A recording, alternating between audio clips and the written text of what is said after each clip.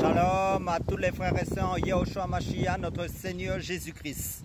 Je suis le frère Serge de l'île de la Réunion. Je suis docteur enseignant de la parole de Dieu en Yahushua Mashiach, notre Seigneur Jésus-Christ. Salutations à tous ceux qui sont en Europe, en Asie, en Afrique, dans les îles du monde entier, que ce soit en Martinique, en Tahiti, que ce soit dans l'île Rodrigue, que ce soit dans la grande île de Madagascar, que ce soit en Angleterre, en Espagne, en Thaïlande, au Japon, en Nouvelle-Zélande, que ce soit en Inde, que ce soit en Israël, à Jérusalem, que ce soit à Paris, que ce soit en Suisse, en Roumanie, en Bulgarie. Salutations à tous. Et si je n'ai pas mentionné votre pays et que vous vous trouvez connecté à ma chaîne, soyez tous les bienvenus. Et bienvenue pour toutes les nouvelles personnes qui se connecteront sur ma chaîne pour la première fois. Soyez tous les bienvenus, sentez-vous à l'aise, sentez-vous chez vous sur ma chaîne. Si vous avez à cœur de commenter ma chaîne, commentez-y pour la gloire du Seigneur Jésus-Christ, notre roi des rois, notre Dieu, le sauveur de notre âme. Donc sur ma chaîne, pour vous mettre un peu au parfum par rapport à ce qui se passe sur ma chaîne, je ne fais que parler de la parole de Dieu, de faire connaître notre Dieu, le Seigneur Jésus-Christ, par sa grâce. Amen, alléluia. Donc nous allons prendre deux passages dans la Bible pour partager la parole de Dieu. Dans ce partage, nous prenons 2 Corinthiens chapitre 4 verset 13 qui nous dit « J'ai cru, c'est pourquoi j'ai parlé. Nous aussi nous croyons, c'est pourquoi aussi nous parlons. » Et je prends la lettre de 2 Timothée chapitre 4 verset 2 qui nous dit « Prêche la parole, insiste, que l'occasion soit favorable ou non, convainc, reprend, exhorte avec toute patience et doctrine. » Donc le thème c'est parler. Ouvre ta bouche pour faire connaître ton Dieu, ton Sauveur qui est le Seigneur Yahushua Mashiach, notre Seigneur Jésus-Christ. Amen, alléluia. Donc Dieu a demandé au prophète Jonas aussi d'annoncer un jugement imminent à la ville de Ninive.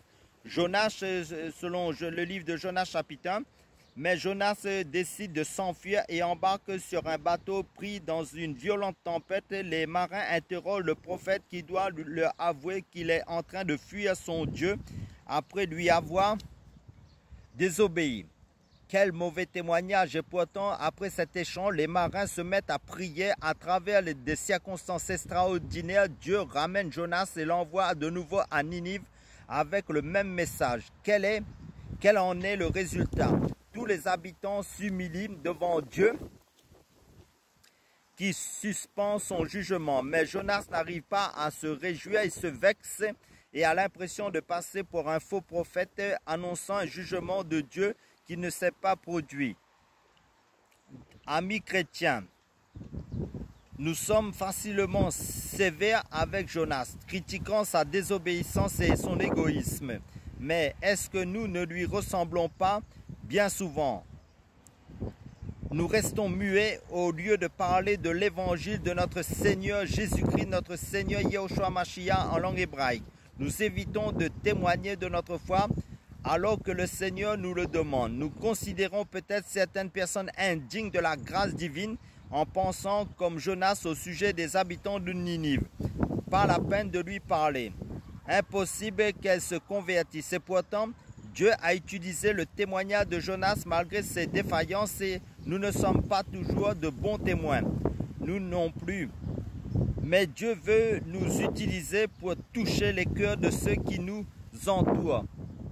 Amen, parce que le Seigneur nous a dit d'aller et de prêcher sa parole, d'annoncer l'évangile, car nous sommes tous témoins de Jésus-Christ pour le salut de tous les âmes, que ce soit dans notre maison, que ce soit dans notre quartier, que ce soit dans les administrations, que ce soit dans notre travail. Quand le Seigneur nous permet de parler, ouvre ta bouche, parle de l'évangile pour le salut de quiconque croira.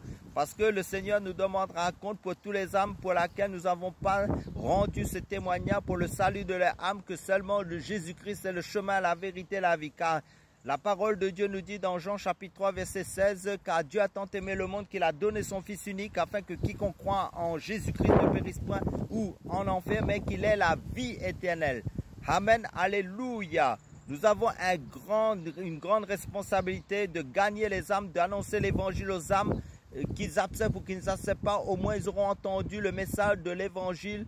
Et pour ceux qui ne l'auront pas accepté, c'est parce que nous aurons fait le travail à laquelle Dieu nous a appelés de faire, d'annoncer son évangile. Amen, alléluia. Je vous encourage à toujours évangéliser, à toujours annoncer la bonne nouvelle de l'évangile de Christ, car la puissance de l'évangile, car la croix c'est la puissance de l'évangile pour tous ceux qui croient. Parce que le Seigneur nous dit, celui qui confessera de sa bouche le Seigneur Jésus-Christ et qui croira dans son cœur que Dieu l'a ressuscité des morts sera sauvé. Amen, alléluia. Soyez tous bénis, travaillez à l'œuvre du Seigneur. Amen, alléluia. Soyez tous bénis dans la persévérance en Yehoshua Mashiach, notre Seigneur Jésus-Christ.